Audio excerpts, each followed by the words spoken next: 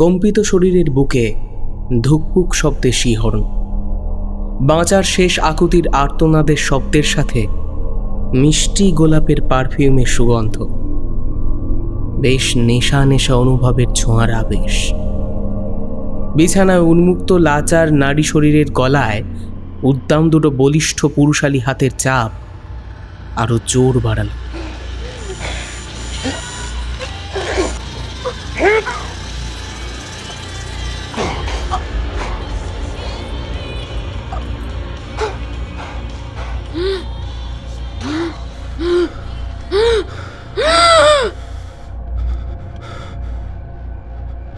মুহূর্তেই একটা শব্দ বেরিয়ে এলো।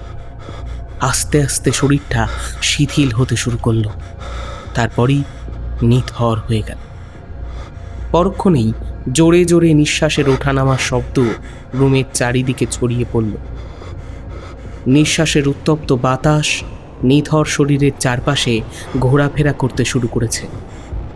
নিচু স্বরে ফিসফিস শব্দের একটা আর্তনাদ ভেসে এলো। আমি কাপুরুষ নয়, আমি কাপুরুষ নয়।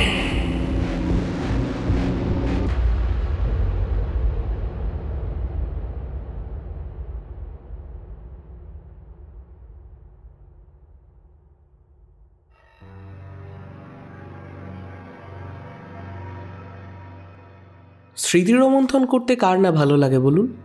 এই যেমন বড় হয়ে যাওয়ার পর ছোটোবেলাকার স্মৃতি বা অনেক আগে সবার সাথে কাটানো সুন্দর মুহূর্তগুলো মনে মনে চিন্তা করে আমাদের অবসর যাপন করতে দিব্যি লাগে। তবে এখানে একটা মুশকিল আছে। সমুদ্র মন্থনে যেমন অমৃত ও গরল দুই উঠে এসেছিল, ঠিক তেমনই এখানেও স্মৃতি রোমন্থন করার সময়ও ভালো ও খারাপ দুই আমাদের মনের দৃশ্যপটে ভেসে ওঠে। ভালোগুলোকে আমরা সহজে মেনে নিই, কিন্তু খারাপগুলো ঠিক যেন আমাদের মনের গভীরে লুকিয়ে থাকা আদিম ক্ষতয়ে নুনের ছিটে দিয়ে যায়, আর মনের মধ্যে দপ করে জ্বলে ওঠে আরও একটা প্রতিহিংসার আগুন। তাই নিয়েই আমাদের আজকের গল্প এবং রুদ্র, রচনায় শ্রী সঞ্জয় পাল। আজকের গল্প পাঠে আমি সৌভিক ও প্রধান চরিত্রে সৌরভ সাহা। এছাড়াও আজকের গল্প পাঠে আমাদের বিশেষভাবে সাহায্য করেছে প্রাহি কথা ইউটিউব চ্যানেল থেকে প্রাহি ও সৌনভস ক্রিয়েশন থেকে নবনীতা। ওদের চ্যানেলের লিঙ্কগুলো ডিসক্রিপশানে ওদের নামের পাশেই আমরা দিয়ে রেখেছি। এরকম অনেক গল্প শুনতে আপনারা ওদের চ্যানেল অবশ্যই ভিজিট করবেন। শুরু হচ্ছে আজকের গল্প এবং রুদ্র এর প্রথম পর্ব।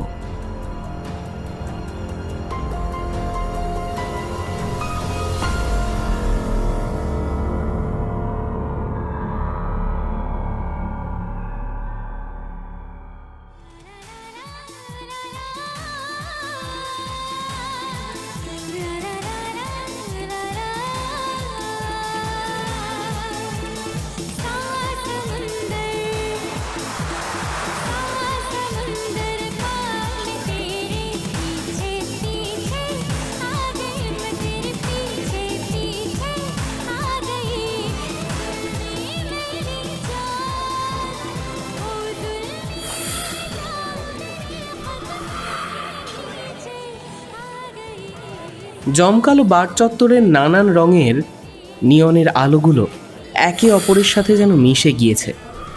জ্বলন্ত সিগারেট হাতে নেশাতুর চোখে রুদ্র সেই আলোগুলোর দিকে এক দৃষ্টিতে তাকিয়ে রয়েছে। চরস গাঁজা আর সিগারেটের ধোঁয়ার সাথে নিয়নের আলো মিলেমিশে বারের চারপাশটা এক মায়াময় পরিবেশ তৈরি করেছে। মিউজিক সিস্টেমে চলতে থাকা চটুল হিন্দি গানে স্বল্প বসনা বার ডান্সার মেয়েগুলো নানান ভঙ্গিমায় নেচে নেচে তাদের শরীরের অঙ্গ প্রদর্শন করে চলেছে। হঠাৎ রুদ্র ভয়ে শিউরে উঠল। নিয়নের আলো ও ধোঁয়া ভেদ করে একটা কম্পিত ছায়া শরীর রুদ্রর দিকে এগিয়ে আসছে। সহসা ছায়া শরীরটা রুদ্রর কাছে এসে হাসতে লাগলো।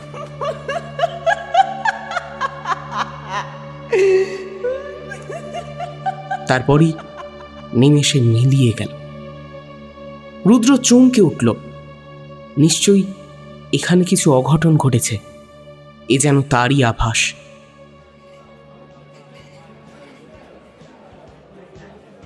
হঠাৎ করেই ছন্দপতন ঘটে গেল। খুন খুন হয়ে গেছে এখানে, খুন খুন। শুনুন। সাথে সাথে হইচই শুরু হয়ে গেল। বাড়ির চারিদিকে শুরু হলো দৌড়োদৌড়ি। রুদ্র আগেই একটা অঘটনের আভাস পেয়েছিল, যেন সেটাই সঠিক হলো। নেশার ঘোরে থাকলেও রুদ্র বুঝতে পারল এখানে একটা বড় সড়ো ঝামেলা হতে চলেছে। না না, এইখানে আর থাকা চলবে না। খুন হয়েছে মানেই পুলিশ কেস, অনেক ঝামেলা। তার আগেই সুযোগ বুঝে এখান থেকে সরে পড়তে হবে।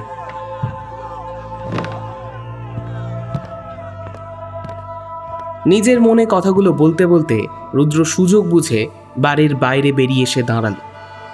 একটা ট্যাক্সিকে দাঁড়িয়ে থাকতে দেখেই সে নেশা জড়ানো কণ্ঠে হাঁক দিল, ট্যাক্সি, এই ট্যাক্সি।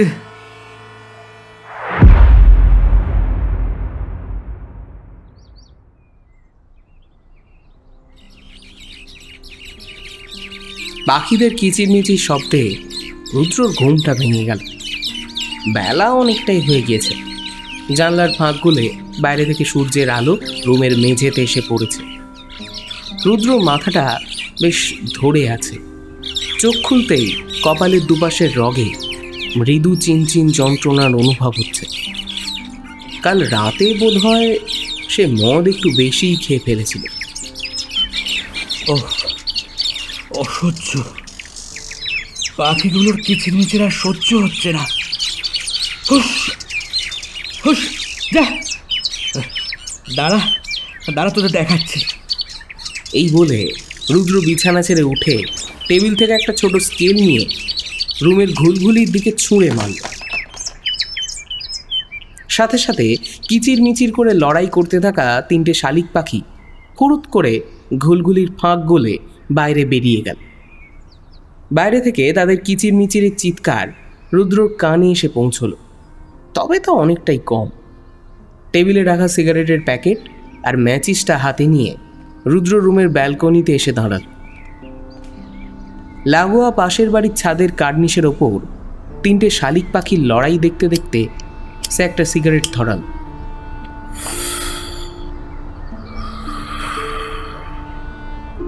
দুটো পাখিকে দেখে সে চিনতে পারল এরা অনেক দিনই রুদ্র রুমের জানলার কার্নিশে বাসা বেঁধে আছে। সম্ভবত এরা দম্পতি। সহানুভূতিশীল হয়ে রুদ্র ওদের তাড়িয়ে দেয়। মাঝে মাঝে পাখিগুলো খড়কুটো নিয়ে এসে রুমের ভেতরটা অপরিষ্কার করে, কিন্তু রুদ্র তা মেনে নিয়েছে। তারাও তো প্রাণী, তাদেরও তো বসবাস করার অধিকার আছে এই পৃথিবীতে। চোখের কাছে কালো ছোপের ধূসর লাল রঙের দুর্বল শালিক পাখিটা পুরুষ শালিক। তার ওপরেই দুটো শালিক হামলে পড়েছে। হঠাৎ মোবাইলের শব্দে রুদ্র টনক নড়ল। সে দৌড়ে রুমে প্রবেশ করল। ফোনের ডিসপ্লেতে তিতলি নামটা ফুটে উঠেছে। দেখেই তার মুখে হাসি ফুটে উঠল। সে শশব্যস্ত হয়ে ফোনটা রিসিভ করল।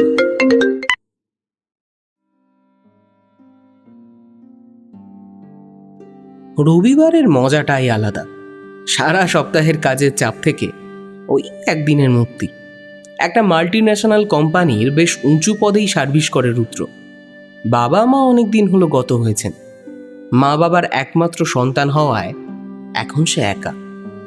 দেশের বাড়ি সম্পত্তি বেচে সে কলকাতাতে একটা 2 BHK ফ্ল্যাট নিয়েছে।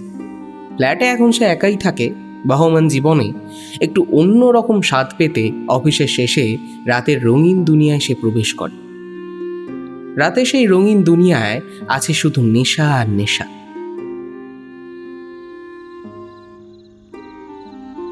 রাত অনেক হয়ে গিয়েছে। আজকের দিনটা যেন খুব তাড়াতাড়ি শেষ হয়ে গেল। সারাদিন তিতলির সাথে উড়ে বেরিয়ে রুদ্রর আজ খুবই আনন্দ। তিতলি নামটা সত্যিই সার্থক। প্রজাপতির মতন যেন সে উড়ে উড়ে বেড়ায়। বহমান জীবনে ওই একটাই সান্ত্বনা, তিতলি, রুদ্র গার্লফ্রেন্ড। একদিন এই রঙিন দুনিয়ায় তার সাথে প্রথম আলাপ হয়েছিল। প্রথম দেখাতেই রুদ্র ক্যাবলা হয়ে গিয়েছিল। দেখতে দেখতে তাও প্রায় বছর 5 হয়ে গেল। রুদ্র তাকে আঁকড়ে ধরে রেখেছে। তাকে নিয়ে তার অনেক স্বপ্ন। এখন একটাই কাজ বাকি, তিতলিকে বিয়ে করা। তিতলিও রাজি, তাই বিয়ে শুধু সময়ের অপেক্ষা। রুদ্র নেশাটা আজ একটু কমই হয়েছে। তিতলির সাথে ড্রিঙ্ক করাই মানে অল্প মদ খাওয়া। তাতে কি, তিতলিকে দেখলেই তো অর্ধেক নেশা হয়ে যায়।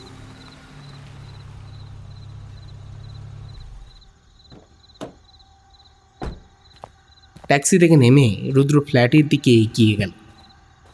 ফ্ল্যাটের পাশের বাড়ির লাগোয়া একটা ছোট্ট গলি। সেই গলি ফ্ল্যাটের দুদিকের দুটো রাস্তার সাথে যুক্ত হয়েছে। রুদ্র ফ্ল্যাটের উল্টো দিকের রাস্তায় ট্যাক্সি থেকে নেমেছে, তাই সে গলিটা ধরে এগিয়ে গেল। স্ট্রিট লাইটের আলোতে গলিটা দিনের মতো। একটু এগিয়েই রুদ্র থমকে দাঁড়ালো।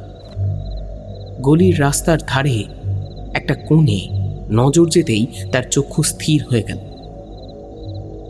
সকালে সেই দুর্বল শরীরের পুরুষ শালিক পাখির মৃতদেহটা এক কোণে পড়ে রয়েছে।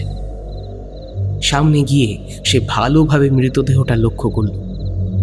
মরার আগে পাখিটা যে প্রাণপণে লড়াই করেছে তা তার দেহটা দেখলেই বোঝা যাচ্ছে। দেহের জায়গায় জায়গায় রক্ত শুকিয়ে জমাট বেঁধে আছে। তাহলে কি ওই 2 শালিককে হত্যা করেছে? নিশ্চয়ই ঠুকরে ঠুকরে ওকে মেরে ফেলেছে।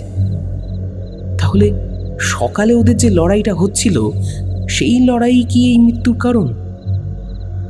রুদ্র দেখল পাখিটার মৃতদেহের উপর সারিবদ্ধ পিঁপড়ের দল বেশ জাঁকিয়ে বসেছে। তার মনটা খুব ভারাক্রান্ত হয়ে গেল। গুটি গুটি পায়ে সে ফ্ল্যাটের দিকে এগিয়ে গেল।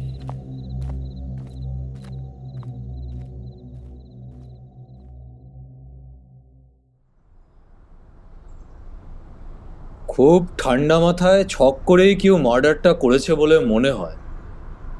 এইরকম একজন দেহ পরাশিনীকে কেউ কি কারণে মার্ডার করতে পারে, সেটাই এখন বড় প্রশ্ন। আপনার ধারণা ভুল মিস্টার বোস। লাশের অবস্থান থেকে মনে হতে পারে কেউ ছক্ক সেই বোধহয় খুনটা করেছে, কিন্তু আমার নজর বলছে এইটা কোনো প্রি প্ল্যানিং মার্ডার নয়। মিস্টার আনন্দ, আপনি ঠিক কি বলতে চাইছেন? আমার বহু দিনের অভিজ্ঞতা থেকেই আমি এই কথা বলছি। আপনি বোধহয় লাশটা ভালো করে দেখেননি। এই খুনটা যদি ওই সিরিয়াল কিলার করে থাকে তাহলে সে নিশ্চয়ই অতর্কিতভাবে ভিকটিমের উপর হামলা করবে। সেক্ষেত্রে ভিকটিম বাঁচার জন্য ধস্তাধস্তি করত, যেগুলো অন্য কেসগুলোয় ঘটেছে। লক্ষ্য করে দেখুন, এইখানে কিন্তু কোনো ধস্তাধস্তির চিহ্ন মাত্র নেই। ভিকটিম বাঁচার কোনো চেষ্টাই করেন। নিশ্চয়ই আমি ভালোভাবে লাশটাকে দেখেছি। সব ক্ষেত্রে যে একই ঘটনার পুনরাবৃত্তি ঘটবে তার কি কোনো মানে আছে? মিস্টার আনন্দ কথাটা বলতেই মিস্টার বোস আর কথা বাড়ালেন না। লাশটা তুলে নিয়ে যাওয়ার জন্য ব্যস্ত হয়ে পড়লেন। মিস্টার আনন্দ সিআইডির একজন দুঁদে পুলিশ অফিসার। ইদানিং শহরের এই এলাকায় বেশ কয়েকটা মার্ডার হয়েছে। প্রথমে কেসটা কলকাতা পুলিশের হাতে থাকলেও খুনি ধরতে ব্যর্থ হওয়ার কারণেই কেসটা এখন সিআইডি পুলিশের হাতে। প্রথমে কেসটা মিস্টার বোসই দেখছিলেন, তারপর সিআইডি থেকে মিস্টার আনন্দকে পাঠানো হয়। মিস্টার বোস এখন মিস্টার আনন্দের অ্যাসিস্ট্যান্ট হয়ে কাজ করছেন। দুজনেই পোরখা অফিসার, তাই কাজের মধ্যে তাদের ইগোর লড়াই লেগেই রয়েছে। তবে মিস্টার বোস নানান বাহানা খাড়া করে সবসময় নিজের ব্যর্থতা ঢাকার চেষ্টা করছেন। মিস্টার আনন্দ গভীর মনোসংযোগ দিয়ে অকুস্থলের চারিদিকটা বেশ ভালোভাবে দেখতে লাগলেন। পূর্বের মার্ডারগুলোর সাথে কিছু জিনিসের প্রচুর মিল আছে। এর আগে যে 2 জন মার্ডার হয়েছিল তারাও দেহ পসারিনী ছিল। দুটো কেস স্টাডি করেই মিস্টার আনন্দ বুঝেছিলেন যে এই মার্ডারগুলো কোনো সাইকো সিরিয়াল কিলারের কাজ। রুমটা বেশ খুঁটিয়ে খুঁটিয়ে দেখে তিনি হোটেলের রিসেপশনের সামনে গেলেন। সুন্দরী এক মহিলা রিসেপশনের কাউন্টারে বসে আছেন। মিস্টার আনন্দ তার কাছে গিয়ে বললেন, এক্সকিউজ মি ম্যাডাম, আপনাদের হোটেলের এন্ট্রি ফাইলটা আমি একটু দেখতে চাই। ইয়েস স্যার, আমি এক্ষুনি দিচ্ছি।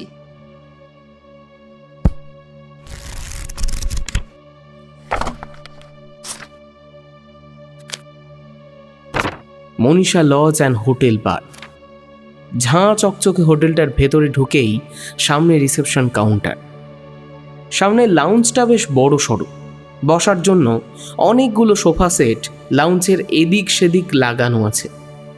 ডান দিকে লাউঞ্জ লাগোয়া ওপরে ওঠা সিঁড়ি, তারপর কয়েকটা বেডরুম পেরিয়েই একটা হল ঘর। সেই বড় হল ঘরের মধ্যেই সাজানো গোছানো বার। ওপরের দোতলায় অনেকগুলো রুম। মার্ডারটা দোতলার একটা রুমেই ঘটেছে। 311 নম্বর রুমের কোনো এন্ট্রি মিস্টার আনন্দ ফাইলে দেখতে পেলেন না। সাথে সাথে তিনি কড়া ধমক দিয়ে রিসেপশনিস্টকে বলে উঠলেন, কি ব্যাপার? 311 নম্বর রুমের কোনো এন্ট্রি ফাইলে খুঁজে পাচ্ছি না কেন? ধমক খেয়েই রিসেপশনিস্ট মহিলা ভয়ে কাঁপতে লাগলেন। তার কপালে বিন্দু বিন্দু ঘাম ফুটে উঠেছে। সহসা অপ্রস্তুত হয়ে তিনি কম্পিত স্বরে বলে উঠলেন, না মানে আমি তো এসব কিছু জানি না, এসব ম্যানেজার জানেন। সাথে সাথে ধমক দিয়ে মিস্টার আনন্দ বললেন, এক্ষুনি আপনি ম্যানেজারকে কল করুন। একটু পরেই ম্যানেজার প্রায় দৌড়ে হাঁপাতে রিসেপশনের কাউন্টারে এসে হাজির হলেন। লাউঞ্জের একটা সোফায় মিস্টার আনন্দ বসে রয়েছেন। রিসেপশনিস্ট মহিলা ইশারা করে তাকে দেখিয়ে দিতেই ম্যানেজার গুটি গুটি পায়ে সেই দিকে এগিয়ে এলেন। মিস্টার আনন্দ সামনে গিয়ে হাত জোর করে ম্যানেজার বললেন, নমস্তে নমস্তে স্যার, আমি লজের ম্যানেজার। মিস্টার আনন্দ এন্ট্রি ফাইলের মধ্যে ডুবেছিলেন। কথাটা শুনেই তিনি চোখ তুলে ম্যানেজারের মুখের দিকে তাকালেন। তারপর ইশারা করে মুখোমুখি থাকা একটা সোফায় তাকে বসতে বললেন। আচ্ছা, আপনি তাহলে এই হোটেলের ম্যানেজার। তো কী নাম আপনার? আমার নাম বিশ্বম্ভর মহাজন। মানে আপনি নন বেঙ্গলি, তাই তো? ইয়েস স্যার, আমার বাড়ি গুজরাটে। বুঝলাম। আচ্ছা মিস্টার মহাজন, আপনি এইখানে কতদিন কাজ করছেন?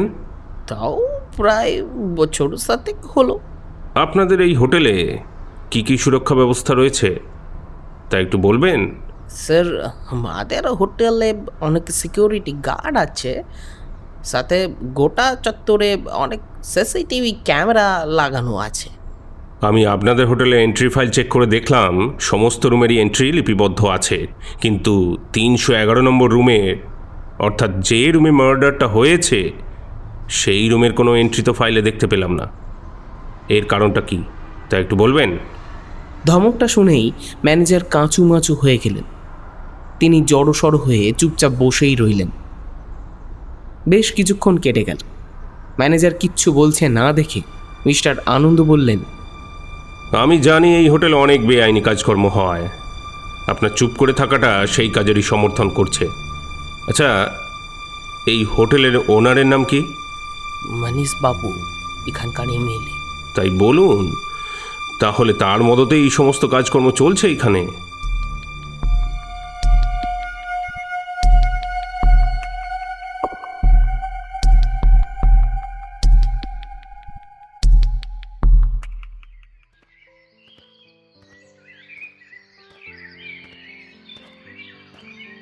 সরু গ্রাম্য মেঠো পথের দুদিকটা সারি সারি সাদা কাশফুলে ঢাকা।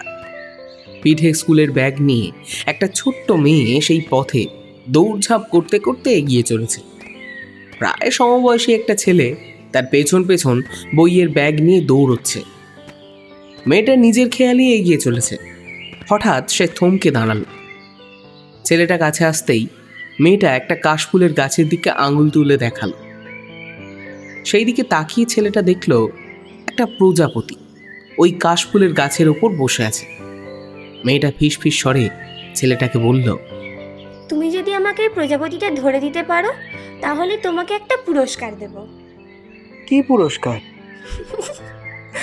প্রজাপতিটা আগে ধরে তো দাও। ছেলেটা কথা না বাড়িয়ে আস্তে আস্তে পা টিপে টিপে প্রজাপতিটাকে ধরতে এগিয়ে গেল। পরক্ষণেই সে প্রজাপতিটাকে ধরে ফেলল। সাথে সাথে মেয়েটা হাততালি দিয়ে চিৎকার করে বলল, কি মজা, কি মজা, দেখি দেখি প্রজাপতিটা আমাকে দাও। প্রজাপতিটা আস্তে করে ধরে ছেলেটা মেয়েটার হাতে তুলে দিল। তারপর উচ্ছ্বসিত হয়ে বলল, এবার আমার পুরস্কারটা দাও। দেখো তো কত সুন্দর এই প্রজাপতিটা। না, আর একে কষ্ট দেব না। যাও প্রজাপতি, তুমি উড়ে যাও। খিলখিল করে হাসতে হাসতে মেয়েটা প্রজাপতিটাকে উড়িয়ে দিল। ছেলেটা চিৎকার করে উঠল, বলল, আরে আরে, এ কি করলে তুমি? ওকে ছেড়ে দিলে কেন? বেশ করেছি, তোমারটা দেখি, তোমার পুরস্কার পেলেই তো হলো। ছেলেটা আর কথা পারল না, মাথা নত করে চুপচাপ দাঁড়িয়ে রইল। মেয়েটা হই হই করতে করতে নিজের মনের আনন্দে কিছুক্ষণ দৌড়ঝাঁপ করে ছেলেটার সামনে এসে বলল, না, এবার চোখ বন্ধ করো, তোমার পুরস্কারটা এবার দিয়েই দিই। ছেলেটা শিহরিত হয়ে উঠল। কি এমন পুরস্কার? মনে মনে চিন্তা করে সে দু চোখ বন্ধ করল। মেয়েটা আদেশে সুরে বলল, একদম চোখ খুলবে না, তাহলে কিন্তু তোমার আর পুরস্কার পাওয়া হবে না। ঠিক আছে। কয়েক মুহূর্তের সাময়িক উত্তেজনা, বুকের ওঠানামার ধুকপুক শব্দের সাথে সুমিষ্ট একটা সুবাসের ঘ্রাণ ছেলেরা চোখ বন্ধ করেই অনুভব করল। পরক্ষণেই সে নিজের গালে নরম ভিজে ঠোঁটের চুমুর স্পর্শ পেল। সাথে সাথে তার সারা শরীর শিহরিত হয়ে উঠল। মেয়েটার হাসির শব্দ শুনেই ছেলেটা চোখ খুলল। সামনে তাকিয়ে দেখল মেয়েটা দৌড়ঝাঁপ করতে করতে এগিয়ে যাচ্ছে। তার খিলখিল হাসির শব্দটা ক্রমশ স্তিমিত হয়ে আসছে। ছেলেটা বিভোর হয়ে সেই দিকে তাকিয়ে রইল। হঠাৎ পট পরিবর্তন শুরু হলো। একাধিক ঢাকের শব্দে ছেলেটার কান দুটো ঝালাপালা হয়ে উঠছে। আবারও সে চোখ বন্ধ করল। সাথে সাথে তার চোখের সামনে নিকষ কালো অন্ধকার নেমে এলো। মুহূর্তেই সে আবার চোখ খুলে ফেলল। অন্ধকার থেকে আলোর জগতে যেন সে পুনরায় ফিরে এলো। তার চোখের সামনে সাদা কাশফুলের গুচ্ছগুলো এক নাগারে নাচতে শুরু করেছে। সে অনুভব করল অনেক মানুষের ভিড়ের মাঝে ও দাঁড়িয়ে রয়েছে। বেশ অবাক হলো। চারিদিকে তাকিয়ে দেখল গ্রামের দুর্গা মণ্ডপে ও দাঁড়িয়ে রয়েছে। চারিদিকে অনেক লোকজন, ঢাকির দল ঢাক কাঁধে নিয়ে নিচে নিচে এক নাগারে ঢাক বাজিয়েই চলেছে। ঢাকে লাগানো সাদা কাশফুলের গুচ্ছগুলোকে সে বোধহয় এতক্ষণ চোখের সামনে নাচতে দেখেছিল। দুর্গা মণ্ডপের দুর্গা ঠাকুরের মূর্তিটা জুলি জুলি চোখে ছেলেটা দেখছিল। হঠাৎ ভিড়ের মধ্যে ওই মেয়েটাকেও আবার দেখতে পেল। ওর দিকে তাকিয়ে মেয়েটা মুচকি মুচকি হাসছে। ভিড় ঠেলে মেয়েটার কাছে যাওয়ার জন্য ছেলেটা আপ্রাণ চেষ্টা করতে লাগলো। ঠিক সেই মুহূর্তেই ভিড়ের মাঝে বেশ কয়েকটা হাত এসে ছেলেটাকে খামচে ধরে হ্যাঁচকা টান মারল। পরক্ষণেই ছেলেটার সামনে একটা ছায়া শরীর তীর তীর করে কাঁপতে কাঁপতে এগিয়ে আসতে লাগলো। সাথে সাথে ছেলেটা অনুভব করলো বেশ কয়েকজন মিলে তাকে লাথি ঘুষি মারছে। যন্ত্রণায় কুঁকড়ে উঠল।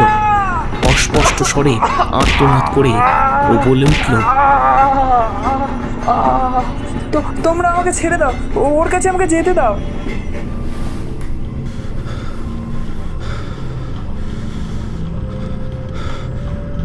ধর্ম করে বিছানায় উঠে বসল রুদ্র। অবাক দৃষ্টিতে তাকিয়ে দেখতে লাগলো নিজের ফ্ল্যাটের রুমেই তো রয়েছে। তাহলে কি ও এতক্ষণ স্বপ্ন দেখছিল? নিশ্চয়ই এটা স্বপ্ন। আচ্ছা, ছোটবেলা সেই পিঙ্কি কি তাহলে এখনো ওর মনের গভীর অতলে লুকিয়ে রয়েছে? মনে মনে কথাগুলো ভাবতে ভাবতে রুদ্র বিছানা ছেড়ে উঠে পড়ল। একটা মিষ্টি সুগন্ধ রুমের চারিদিকে ছড়িয়ে পড়েছে। গন্ধটা অনুভব করেই রুদ্রর মনে একটা উত্তেজনা শুরু হয়েছে। হঠাৎ টেবিলের ফুলদানির ওপর ওর নজর গেল। একগুচ্ছ গোলাপ ফুল ফুলদানিতে লাগানো আছে। সাথে সাথে ওর মনে পড়ে গেল কাল রাতের কথা। আরে কাল রাতে তিতলি তো এই ফুলগুলো নিয়ে এসেছিল। সাথে সাথে রুদ্র শশব্যস্ত হয়ে তিতলিকে ফোন করল।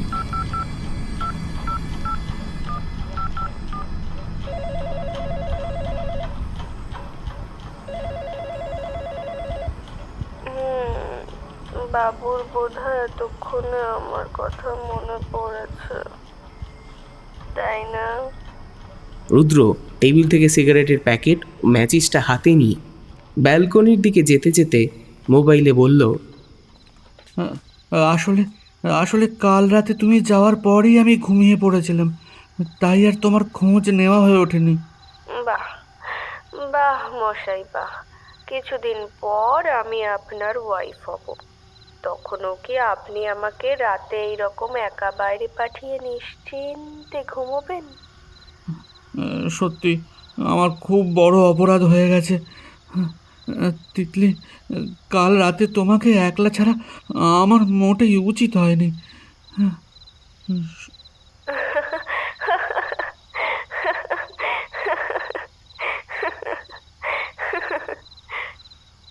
বাঁ দিকে মাথাটা কাত করে রুদ্র মোবাইলটা কাঁধে চেপে ধরল। ম্যাচিসটা হাতে নিয়ে সিগারেটে আগুন ধরিয়ে সুকটান দিতে দিতে সে তিতলির সাথে এক নাগারে কথা বলেই চলেছে।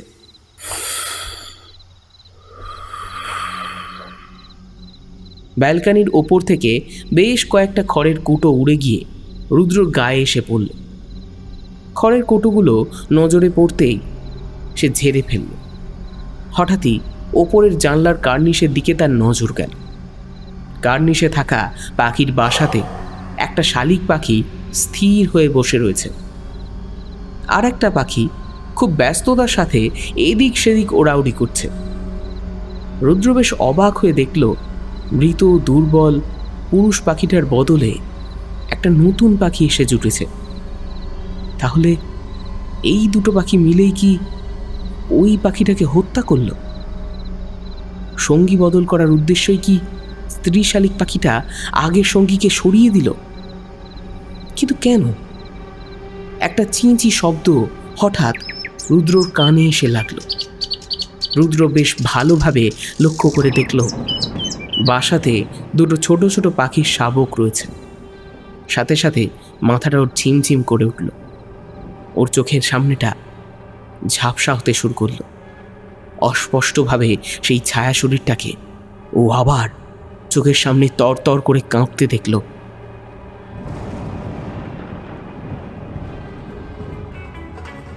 তীব্র রঙিন আলোর চারিদিকে বন্যা বয়ে যাচ্ছে।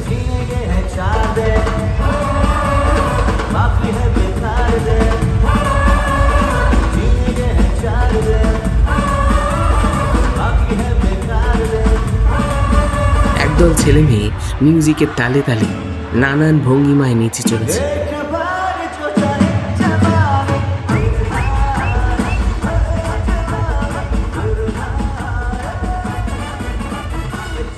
রুদ্র ভিড়ের মাঝে ডান্স ফ্লোরের একধারে চুপচাপ দাঁড়িয়ে রয়েছে, যেন কারোর প্রতীক্ষা করছে। হঠাৎ ওর পিঠে একজন থাপ্পড় মেরে বলল, হাই ব্রো। এই তোর আসার সময় হলো।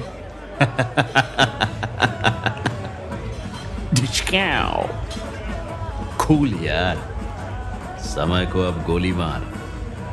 अभी तो होगा पार्टी शुरू, अब तो सिर्फ नशा नशा। লম্বা জিম করা তাগড়াই শরীরের হিন্দিভাষী ছেলেটার দুই হাতের পেশিতে ট্যাটু আঁকা, স্যান্ডো গেঞ্জির সাথে স্পোর্টস ট্রাউজারে তাকে বেশ আকর্ষণীয় লাগছে। ছেলেটার নাম ডিকে। অবশ্য আসল নামটা এখনো রুদ্র জানা হয়নি। এই বহমান নেশার দুনিয়াতেই ওর সাথে প্রথম আলাপ হয় রুদ্র। তারপরই ওর সাথে বেশ অন্তরঙ্গ হয়ে পড়ে। আসলে নেশার দুনিয়ার নিত্য নতুন নেশার হাতেখড়ি রুদ্র ডিকের হাত ধরেই নিয়েছে। ডিকের জোগাড় করে আনা নানান নিষিদ্ধ মাদক ইতিমধ্যে রুদ্র সেবন করেছে।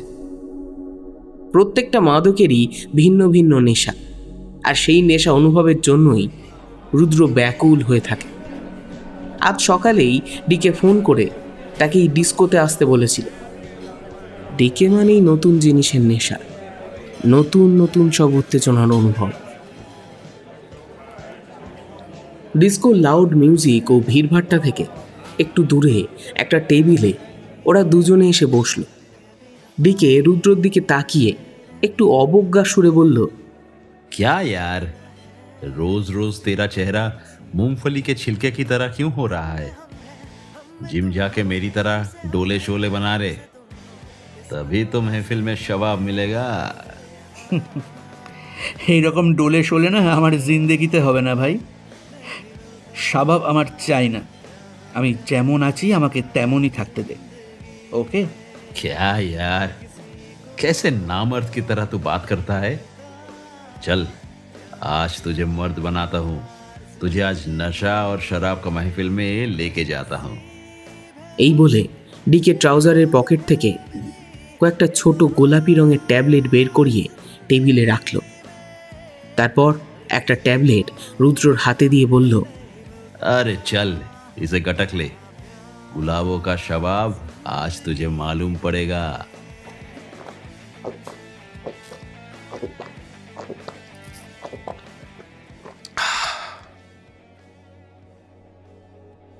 মাত্র কয়েক সেকেন্ডের অপেক্ষা।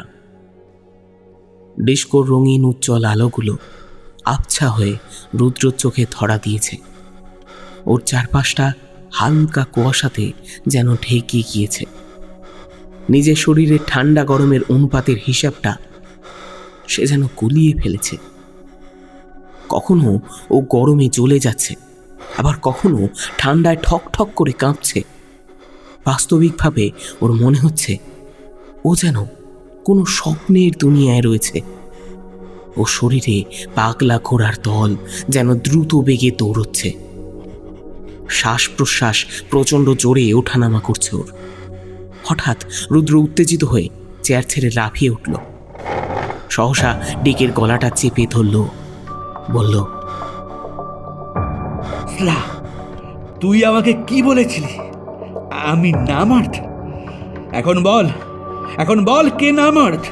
शाबाश, अब आया ऊंट पहाड़ के नीचे। साला, अब तू बन गया मर्द। কাঁচা সোনার মতো ফর্সা অঙ্গে আঁটো সাঁটো ছোট ড্রেস পরে থাকা মেয়েগুলোর অনাবৃত দেহাংশের বিভাজিকাগুলো দেখতে দেখতে রুদ্র মোহগ্রস্ত হয়ে পড়ল। তাদের অনেকেই ডান্স ফ্লোরে নাচানাচি করছে। নাচের তালে তালে মেয়েগুলোর অঙ্গ সঞ্চালনা দেখে রুদ্র বিভোর হয়ে লোলুপ দৃষ্টিতে সেই দিকে তাকিয়ে রয়েছে। রুদ্রর মনে এখন একটা আলাদা শিহরণ তৈরি হয়েছে। পাশে বসে থাকা ডিকে রুদ্রর কানের কাছে মুখ নাবিয়ে এনে ফিস ফিস স্বরে বলল, क्या बेटा, मिल गया ना शबाब? একটা চেনা গন্ধ হঠাৎ রুদ্রর নাকে এসে লাগলো। মুহূর্তেই ও উত্তেজিত হয়ে উঠল। স্বপ্নে সেই ছোট্ট মেয়েটার দৌড়ঝাঁপ তার চোখের সামনে আবার প্রত্যক্ষ করতে লাগলো। মেয়েটার সেই খিলখিল হাসির শব্দ লাউডস্পিকারের শব্দ ভেদ করে ওর কানে এসে পৌঁছল। ডান্স ফ্লোরে নাচতে থাকা একটা মেয়ের সাথে সে ওই ছোট মেয়েটাকে গুলিয়ে ফেলল। সাথে সাথে ও পাগলের মতো পিঙ্কি পিঙ্কি বলে চিৎকার করতে করতে ডান্স ফ্লোরের দিকে দৌড়ে গেল।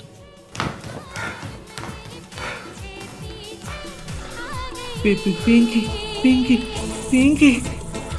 তারপরই সহসা মেয়েটাকে চাপটে ধরল। মুহূর্তে ডান্স ফ্লোরে একটা বিশৃঙ্খলার পরিবেশ তৈরি হল। সেখানে হই হল্লা শুরু হল। রুদ্র বুঝে উঠতে পারছে না তার সাথে ঠিক কী করছে। বেশ কয়েকজন লোক তাকে গোল করে ঘিরে ধরে কি যেন বলছে। তাদের কথাগুলো কেমন যেন হাওয়ায় পাক খেতে খেতে তার কানে এসে লাগছে। সে কিছুই বুঝতে পারছে না। দূরে দাঁড়িয়ে থাকা ডিকে হাত নাড়িয়ে তাকে যেন কিসের ইশারা করছে। হঠাৎ লোকগুলো তাকে মারতে শুরু করেছে। কিন্তু রুদ্র শরীরে কোনো বিকার নেই। শরীরে কিলচর খুশি পড়ার আওয়াজ তার কানে যাচ্ছে, কিন্তু যন্ত্রণার কোনো অনুভূতি তার হচ্ছে না। শরীরটা যেন হাওয়ায় উঠছে। রঙিন লাল নীল আলোগুলো ওর চোখের সামনে লেপ্টে যেতে লাগলো। আরও চোখ খুলে রাখতে পারল না, চোখ বন্ধ করল। সাথে সাথে ওর চোখের সামনে ঘন অন্ধকার নেমে এলো।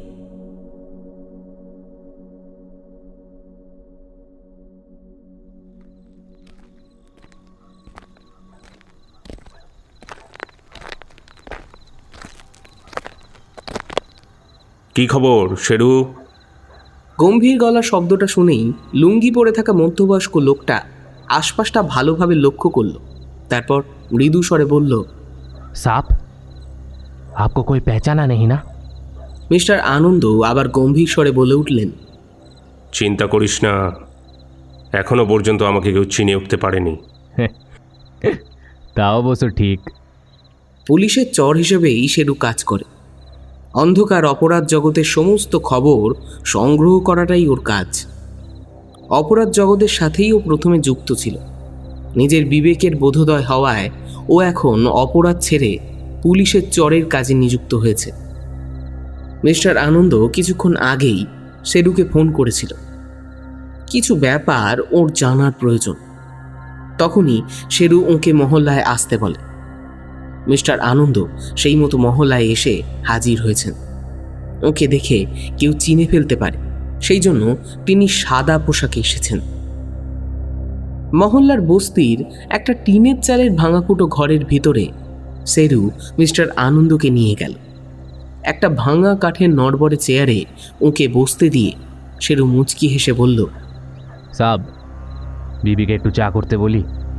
মিস্টার আনন্দ নড়বড়ে চেয়ারটা প্রথমে ঝাঁকিয়ে দেখলেন, তারপর তাতে বসে বললেন, আরে না না, ওইসবের কোনো প্রয়োজন নেই। মিস্টার আনন্দ পকেট থেকে একটা কড়কড়ে 500 টাকার নোট বের করে শেরুর হাতে দিয়ে গম্ভীর স্বরে বললেন, শোন, তোর কাছে আমি যা জানতে চাইছি তার সঠিক উত্তর দিবি, কোনো মিথ্যে বলবি না। শেরু টাকাটা শার্টের পকেটে রাখতে রাখতে হেসে বলল, अभी भी আমাকে অবিশ্বাস করেন? ওইসব ইমোশনাল কথাবার্তা পরে হবে। এখন বল দেখি, এইখানকার অপরাধ জগতের সাথে এখানকার এমএলএ মনীশবাবু কতটা জড়িয়ে আছে? আরে জড়িয়ে আছে নয়, বলেন জড়িয়ে রেখেছে। নিজের ক্ষমতার অপব্যবহার করে এই এলাকায় একটা অন্ধকার সাম্রাজ্য গড়ে তুলেছে ও, যেখানে টাকার বিনিময়ে সমস্ত নিষিদ্ধ বস্তু পাওয়া যায়। এই সাম্রাজ্যে কি নেই? সবাব থেকে কাবাব সব কুছ মিলেগা यहाँ पे। বটে, তাই এই সাম্রাজ্য মনীশবাবু একা কন্ট্রোল করেন কিভাবে? শেরু খুব সতর্ক হয়ে এদিক ওদিক তাকিয়ে মাথা চুলকোতে লাগলো। মিস্টার আনন্দ ব্যাপারটা অনুধাবন করে পকেট থেকে আরও একটা 500 টাকার নোট বের করে ওর হাতে ধরিয়ে দিল। সাথে সাথে শেরু টাকাটা নিজের পকেটে রেখে দেতো হাসি হেসে বলল, গুলাবো। গুলাবো? সেটা আবার কি? হ্যাঁ,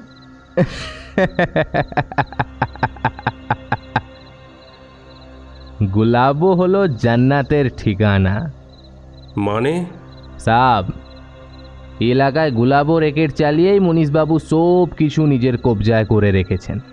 মানে মনীশবাবু কোনো গ্রুপ বা চক্রের সাহায্যে এইখানে বেআইনি ধান্দা করছে, আর সেই চক্রের নাম গুলাবো, তাই তো? একদম। গুলাবোর সার্কেল এখানে খুব অ্যাক্টিভ। ওদের এজেন্টরা এই চত্বরটা খুব কড়া নজরে রেখেছে। বাইরের লোক দেখলেই ওরা পিছু নেয়। ওরা বহুত ডেঞ্জারাস স্যার। ওদের কাছে অসম্ভব বলে কিচ্ছু নেই। अगर জরুরত পড়া তো ওরা মার্ডার भी করতে পারে। বুঝলাম। এই চক্র কিভাবে কাজকর্ম চালায় সেই ব্যাপারে তুই কি কিছু জানিস? আরে সাব, কি যে বলেন, যে পাঁকে আছি সেই পাঁকের মাছেদের ব্যাপার স্যাপার যদি নাই জানি তাহলে চলেগা ক্যাসে? বটে, তাহলে তৈরি হয়ে নে। এরপর ওই পাঁক ঘেঁটে মাছগুলোকে তোকেই জালে তুলতে হবে। মুশকিল, এর মধ্যে অনেক রাঘব বোয়াল আছে, ওরা জাল ছিঁড়ে ঠিক পালিয়ে যাবে।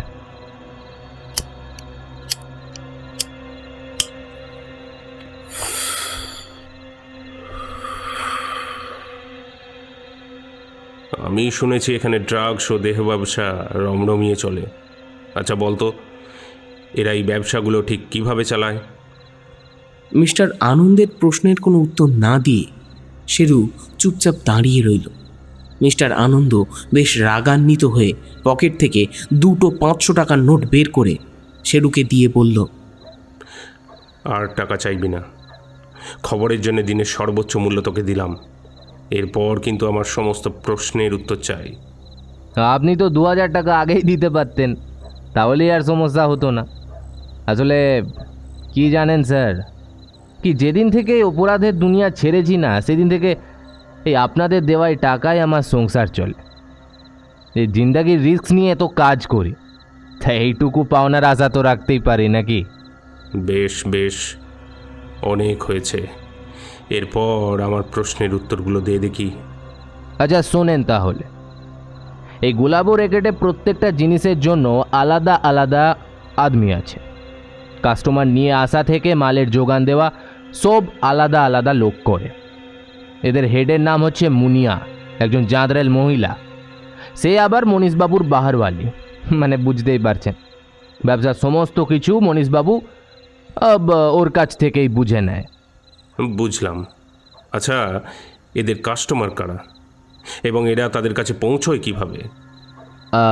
মূলত এদের 3 ধরনের কাস্টমার আছে, ফ্লাইং, রেগুলার এবং এলিট।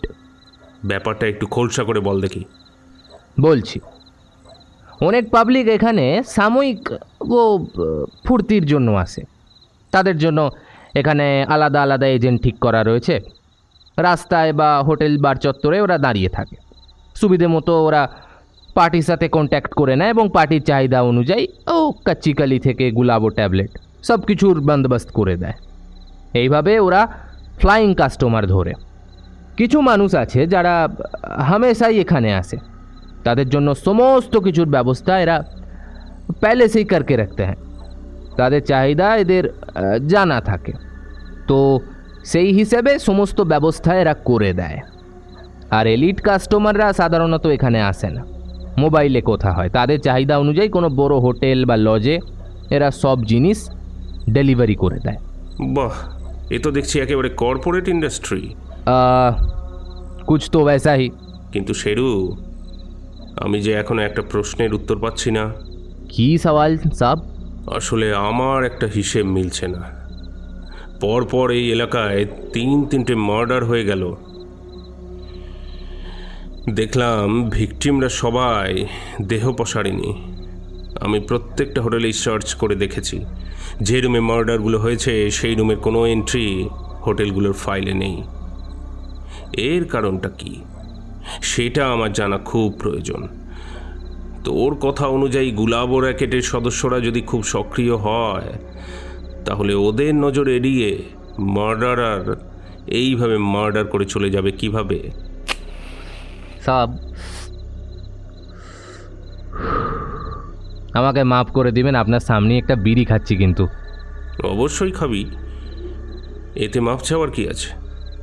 তবে আমার প্রশ্নের সঠিক উত্তর দিতে হবে কিন্তু।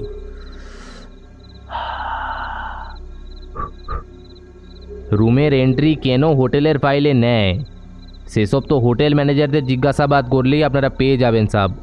কি পাবো আর কি পাবো না তার হিসেব দেওয়ার জন্য আমি তোর কাছে আসিনি। আমি জানতে চাই তুই এই ব্যাপারে জানিস কি না। সাব,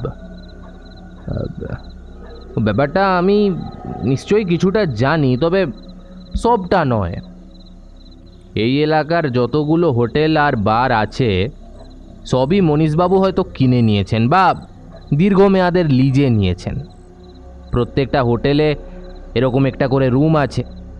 সেই রুমের এন্ট্রি আপনি কখনো হোটেলের ফাইলে পাবেন না, কারণ এই রুমগুলো ও ঘন্টা হিসেবে বুক হয়। বটে, নিশ্চয়ই ওখানে কোনো বিজনেস পলিসি লুকিয়ে আছে। হ্যাঁ বিলকুল, এটা বিজনেস, তবে বহুত মোটা টাকার বিজনেস। তবে এই ব্যাপারটা আমি ঠিক জানি না, ইদানিং এই ব্যাপারটা আমি লক্ষ্য করেছি, তাই ঠিক বলতে পারছি না। তাহলে কে বলতে পারবে? মনীষা হোটেলে যে মেয়েটা মার্ডার হয়েছে ওর সাথে আমার থোড়া বহুত পরিচয় ছিল। ওর একজন বান্ধবী আছে, সেও এই লাইনেই আছে। ওরা দুজনেই একটা রুম শেয়ার করে ভাড়া বাড়িতে থাকতো। ওকে যদি জিজ্ঞাসাবাদ করা যায় তাহলে আপনি সব কিছু জানতে পারবেন। ও আচ্ছা, তার নাম ঠিকানাটা বলতে পারবি? মিস্টার আনন্দের কথায় শেরু পকেট থেকে এক গোছা কাগজ বের করিয়ে সেখান থেকে একটা ভিজিটিং কার্ড খুঁজে বের করে মিস্টার আনন্দর হাতে দিল। মিস্টার আনন্দ কার্ডটা নাড়াচাড়া করে দেখে শেরুকে বললেন, যাক, তুই অনেকটা কাজ এগিয়ে দিলি। চেয়ার ছেড়ে উঠে যাওয়ার মুহূর্তে মিস্টার আনন্দের যেন কিছু মনে পড়ল। তিনি শার্টের পকেট হাতড়ে একটা অস্পষ্ট ছবি বের করে শেরুর হাতে দিয়ে বললেন, সম্ভবত এই লোকটাই মার্ডারার। মনীষা হোটেলের সিসিটিভি ফুটেজ থেকে এই ছবিটা পাওয়া গেছে। দেখ, খোঁজ দিতে পারিস কিনা। খোঁজ দিতে পারলেই কিন্তু মোটা টাকার পুরস্কার আছে। শেরু দেঁতো হাসি হেসে ছবিটা বেশ ভালোভাবে দেখতে লাগলো। ছবিটা দেখে ওর খুব চেনা মনে হলো। গালে হাত দিয়ে ছবিটা দেখতে দেখতে শেরু ফিস ফিস করে বলে উঠল, ই শালা, একে কোথায় যেন দেখেছিস শালা।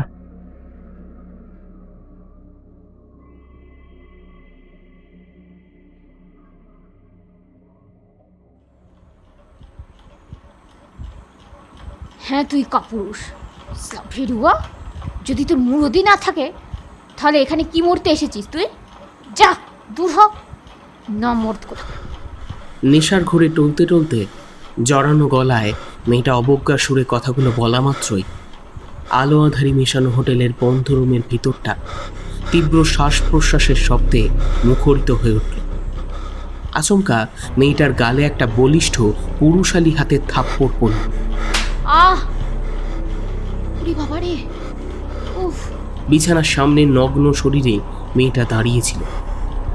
থাপ্পড়ের আঘাত সহ্য করতে না পেরেই সে মুখে অস্পষ্ট একটা শব্দ করতে করতে মাথা ঘুরিয়ে বিছানায় লুটিয়ে পড়ল। থাপ্পড়ের আঘাত আর নেশার ঘুরে মেয়েটা প্রায় জ্ঞানশূন্য হয়ে পড়ল। তার আর কোনো বাহ্য জ্ঞান রইল না। শরীরটা পুরো শিথিল হয়ে গেছে। মুহূর্তে প্রবল আক্রোশের ফোঁস ফোঁস নিঃশ্বাসের শব্দ রুমের ভিতরের বাতাসে ভাসতে লাগল। অস্পষ্ট ফিসফিস কম্পিত শব্দে একটা পুরুষালী কণ্ঠস্বর ভেসে এল, আমি না মর্দ, আমাকে তুই মর্দ বানিয়ে দে। মর্দ হওয়ার জন্যই আমি তোর কাছে এসেছি।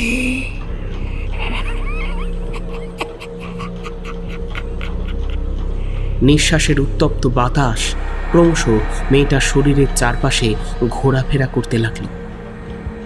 মেয়েটার নরম উন্মুক্ত নগ্ন শরীরে একজোড়া পুরুষালী বলিষ্ঠ হাত বিচরণ করতে শুরু করেছে। ওর কোমল ঠোঁট দুটোর ওপর একটা লকলকে জিহ্বা লকলক করছে। খুব কাছ থেকে একজোড়া চোখ, নাক ও কান মেয়েটার দেহের সমস্ত কিছু চেটে পুটে নিচ্ছে। ও শরীরের সুমিষ্ট গোলাপের গন্ধ নাকে, বুকের ধুকপুক শব্দ কানে এবং ওর সারা শরীরের কম্পনের শিহরণ চোখে দেখে বেশ নেশা নেশা অনুভবের ছোঁয়ায় কেউ মাতোয়ারা হয়ে উঠেছে। হঠাৎ পুরুষালী হাতটা মেয়েটার গলায় খুব জোরে চেপে বসল।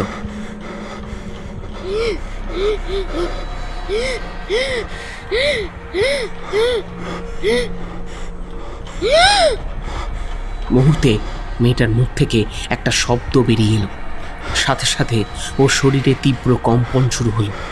কম্পনের শিহরণটা অনুভব করতে করতে পুরুষ কণ্ঠে ফিসফিসে শব্দে কেউ বলে উঠল, আমি আমি না মার্দ, তবে আমি কাপুরুষ নয়, আমি কাপুরুষ নয়, না না না, আমি কাপুরুষ নয়।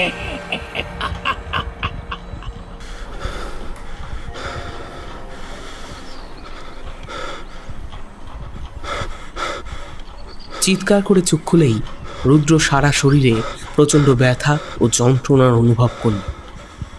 অনেক কষ্টে ঘাড় ঘুরিয়ে বিছানার দুদিকটা দেখেও বুঝল যে ও নিজের রুমের মধ্যেই রয়েছে। তাহলে কি ও এতক্ষণ আবার স্বপ্ন দেখল? এর আগের স্বপ্নটার একটা তাৎপর্য থাকলেও এই স্বপ্নটার তাৎপর্যটা রুদ্র ঠিকঠাক বিশ্লেষণ করতে পারল না। নিজের শরীরটাকে মনের জোরে টেনে হিচড়ে ও বিছানায় উঠে বসাল। এই স্বপ্নের মানেটা ঠিক কি হতে পারে? নিজের মনে প্রশ্ন করে ও দু হাতের তালুতে নিজের মুখ ঢাকল। হঠাৎ মোবাইলে ফোন এলো। অনেক কষ্টে বিছানা ছেড়ে উঠে টেবিলে রাখা মোবাইলের ডিসপ্লেতে ডিকে লেখা নামটা দেখেই রুদ্র আঁতকে উঠল। মুহূর্তে কাল রাতের কথা ওর মনে পড়ে গেল। খুব বিস্মিত হয়ে ও ফোনটা রিসিভ করল। हाय ब्रो, अब तेरा तबीयत कैसा है? তবিয়ত কো গোলি মার। প্রথমে আমাকে বল, কাল রাতে আমি ফ্ল্যাটে পৌঁছলাম কিভাবে? अरे यार, मैं हूं ना, फिर तकलीफ कैसा? रिलैक्स ब्रो, चल आज शाम को पार्टी में आजा। गुलाबों का एक कच्ची कली के साथ तेरा सेटिंग फिक्स कर दूंगा। না না, আমার দরকার নেই, তুই ফোন রাখ ভাই।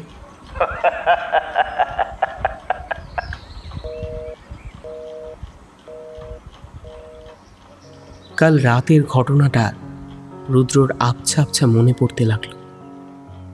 ডিস্কো থেকে বেশ কয়েকজন ওকে ঘিরে মারধর করছিল।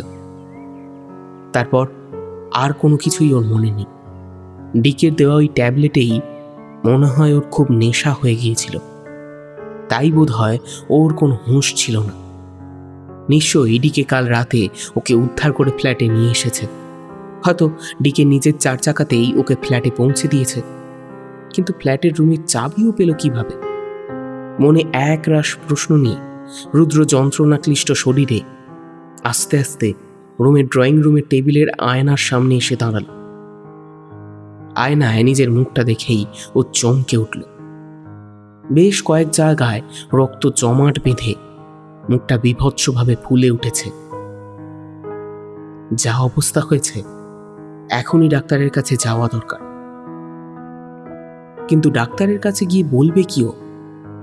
নিজের মনে প্রশ্ন করে রুদ্র বিড়বিড় করে বলে উঠল, না না, ডিকের প্রলোভনে আর পা দেব না, ওর জন্যই আমার আজ এই অবস্থা। হঠাৎ সজোরে রুমের দরজাটা খুলে গেল। সেই দিকে তাকিয়ে রুদ্র অবাক হয়ে দেখল তিতলি দরজার সামনে দাঁড়িয়ে রয়েছে। ওর চোখ মুখ দেখেই বোঝা যাচ্ছে যে ও খুব রেগে আছে।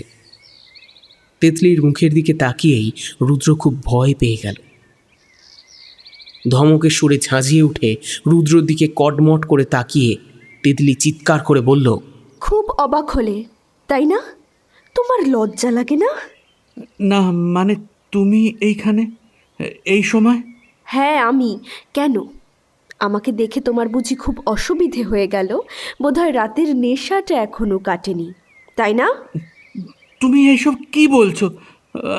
আমি আমি ঠিক বুঝতে পারছি না। নেকামো হচ্ছে?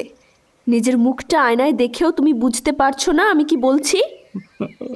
আমার বড্ড ভুল হয়ে গেছে তিতলি, তুমি তুমি তুমি আমাকে ক্ষমা করে দাও, ক্ষমা করে দাও। তোমাকে আর কত ক্ষমা করব তা বলতে পারো? তোমাকে বারবার বলেছি ওই বাস্টার্ড ডিকের সাথে তুমি মিশবে না, কিন্তু তুমি একবারও আমার কথা শুনেছ? ব্লাডি সোয়াইন, ওই ডিকেটা হলো গুলাবো র্যাকেটের এজেন্ট। তুমি জেনে শুনেও ওর সাথে বন্ধুত্ব রেখেছ। এইরকম চললে তোমার সাথে আমি রিলেশনশিপ রাখতে পারবো না। জানো, কাল রাতে শুধুমাত্র তোমার জন্যই আমি আমার বন্ধুদের কাছে কতটা হ্যারাস হয়েছি। না না না, এইভাবে আর চলতে পারে না। এরপর তোমাকে যে কোনো একজনকে বেছে নিতে হবে, হয় আমাকে, না হয় তোমার ওই নেশার দুনিয়াকে। এই বলেই তিতলি দুমদাম শব্দে পা ফেলে রুমের বাইরে বেরিয়ে গেল।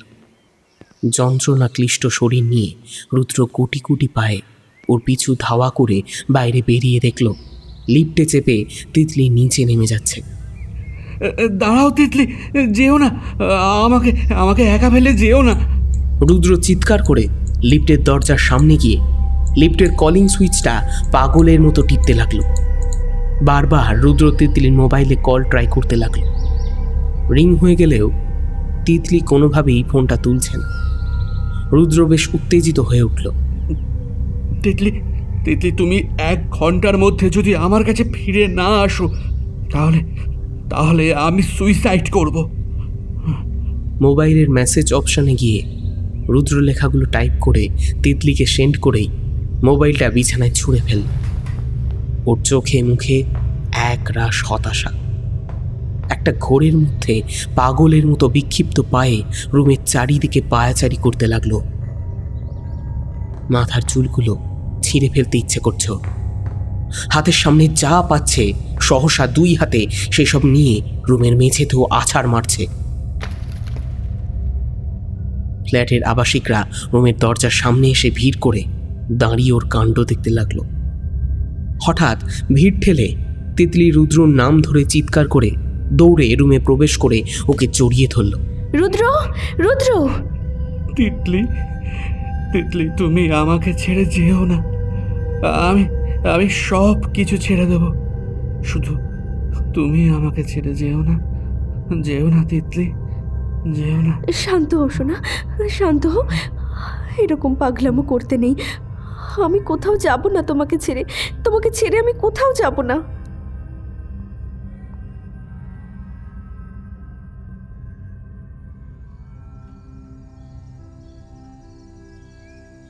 পরন্তু বিকেলের অস্তগামী সূর্যের লাল আলোটা রুমের ব্যালকনির দেয়ালে পড়ে বেশ লাল হয়ে উঠেছে। ব্যালকনির কোণে একটা চেয়ারে বসে রুদ্র সেই দিকে তাকিয়ে রয়েছে। সময় অনেকটাই পেরিয়ে গিয়েছে। সকালে তিতলির সাথে রুদ্র যে তিক্ততা হয়েছিল তা এখন মধুর মতো গাঢ় সম্পর্কে পরিণত হয়েছে। আজকের সারাদিনটাই তিতলি রুদ্রর সাথে কাটিয়েছে। পরম মমতায় রুদ্র শরীরের আঘাতগুলোয় ও মলম লাগিয়ে দিয়েছে। লজ্জার কারণে রুদ্র ডাক্তারের কাছে যায়নি। তিতলি ডাক্তারকে বলে ওষুধ নিয়ে এসেছে। আর তখনই ও দুপুরের রান্নার জন্য বাজার থেকে খাসির মাংস নিয়ে এসেছিল নিজে স্কুটিতে চেপে। হই হই করে এসে তারপরই ও কিচেনে ঢুকে রান্না শুরু করে দিয়েছিল। দুপুরে বেশ জম্পেশ করে রুদ্রর সাথে মাংস ভাত খেয়ে একটু জিরিয়ে নিয়েই সে আবার স্কুটি নিয়ে শপিং করতে বেরিয়ে পড়েছে। আগের বছরের জন্মদিনে রুদ্র তিতলিকে এই স্কুটিটাই গিফট করেছিল। তিতলি স্কুটিটা বেশ যত্ন করেই রেখেছে। আজ রাতটাও তিতলি রুদ্রর সাথে কাটাতে চায়, তাই আগেই ও বাড়ির অনুমতি নিয়ে নিয়েছে। আসলে এমনিতেই তো আর কয়েকদিন পরেই তিতলি এই বাড়িতে আসবে, তাই হয়তো বাড়ির লোকেরা সেরকম কোনো আপত্তি করেনি। একটু পরেই তিতলি শপিং করে চলে আসবে। রুদ্র শপিং করতে যাবে ভেবেছিল। ওষুধের প্রভাবে শরীরে যন্ত্রণা না থাকলেও চোখে মুখে আঘাতের চিহ্ন থাকার জন্য লজ্জায় বাইরে বেরোতে পারেনি। এক দৃষ্টিতে ব্যালকনির দেয়ালের দিকে তাকিয়ে থাকতে থাকতে হঠাৎ রুদ্র দেয়ালের নিচের মেঝের দিকে নজর গেল। সাথে সাথে ওর মনটা খুব চঞ্চল হয়ে উঠল। চেয়ার ছেড়ে উঠে এগিয়ে গিয়েও দেখল ডাঁটি সহ একগুচ্ছ শুকনো গোলাপ ফুল ছড়িয়ে ছিটিয়ে সেখানে পড়ে রয়েছে, তার সাথে একগুচ্ছ খড়কুটো। সেইগুলো দেখেই রুদ্র চমকে উঠল। আরে, এই গোলাপ ফুলগুলো তো তিতলি বেশ কয়েকদিন আগেই নিয়ে এসেছিল। তাহলে এইখানে এইভাবে কে ছুঁড়ে ফেলল? ফুলদানিতে শুকনো গোলাপ ফুলগুলো থেকে এমনিতেই আবর্জনা হয়েছিল, তা দেখেই হয়তো তিতলি এইগুলো ছুঁড়ে ফেলেছে। কিন্তু এই খড়কুটোগুলো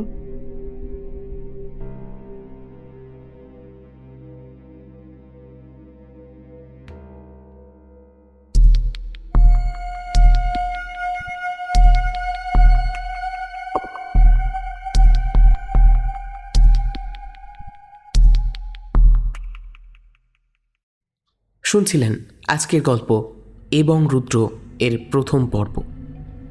আজকের গল্প পাঠে আমি সৌভিক, প্রধান চরিত্রে সৌরভ সাহা, তিতলির ভূমিকায় প্রাহি, শেরুর ভূমিকায় সায়ন্তন, রুবিনার ভূমিকায় অর্পিতা, মিস্টার আনন্দ রানা, ডিকের ভূমিকায় ইন্দ্রনীল, মিস্টার বোসের ভূমিকায় পলাশ, ডক্টর অবনীর ভূমিকায় ঋতদীপ, ছোট Rudra Souradip, lady police officer Nabanita, Pinki Tista, অন্যান্য মহিলা চরিত্রে তিথি, অন্যান্য পুরুষ চরিত্রে গৌরব। গল্পের সূত্রধর আশিসবাবু ও বিশ্বম্বরবাবু, আমি সৌভিক। গল্পের প্রচ্ছদ টিম কল্পক থেকে ইন্দ্রজিৎ, ধ্বনি পরিকল্পনা ও আবহে ফিনিক্স অডিও ভার্স, সমগ্র পরিকল্পনা ও পরিচালনায় টিম ইওর অক্টোপাস। আমরা আবারও ধন্যবাদ জানাই লেখক শ্রী সঞ্জয় পাল মহাশয়কে এই উদ্যোগে আমাদের সব রকমভাবে সমর্থন ও সহযোগিতা করার জন্য। আজকের গল্পটি আপনাদের কেমন লাগলো অবশ্যই লাইক ও কমেন্ট করে আমাদের জানাবেন, এবং আমাদের চ্যানেলটি যদি এখনও সাবস্ক্রাইব না করা থাকে তাহলে অবশ্যই সাবস্ক্রাইব করে বেল আইকনটা প্রেস করে রাখবেন। সমস্ত গল্পের নোটিফিকেশান আপনার কাছে খুব সহজেই পৌঁছে যাবে। এছাড়াও ফেসবুকে আমাদের একটা পেজ রয়েছে যার লিঙ্ক আমরা ডেসক্রিপশানে দিয়ে রেখেছি, আপনারা চাইলে সেখানেও আমাদের সঙ্গে যুক্ত হতে পারেন। সমস্ত গল্পের নোটিফিকেশান আমরা সবচেয়ে আগে ওখানেই শেয়ার করি। এছাড়াও আপনারা এখন আমাদেরকে গল্প পাঠাতে পারেন। আমাদের গল্প পাঠানোর নিয়মাবলীগুলো আমরা কমিউনিটি ট্যাবে পোস্ট করে রেখেছি। ভালো থাকবেন, সুস্থ থাকবেন। অক্টোপাস ফিরে আসবে আরেকটি নতুন গল্প নিয়ে। নমস্কার।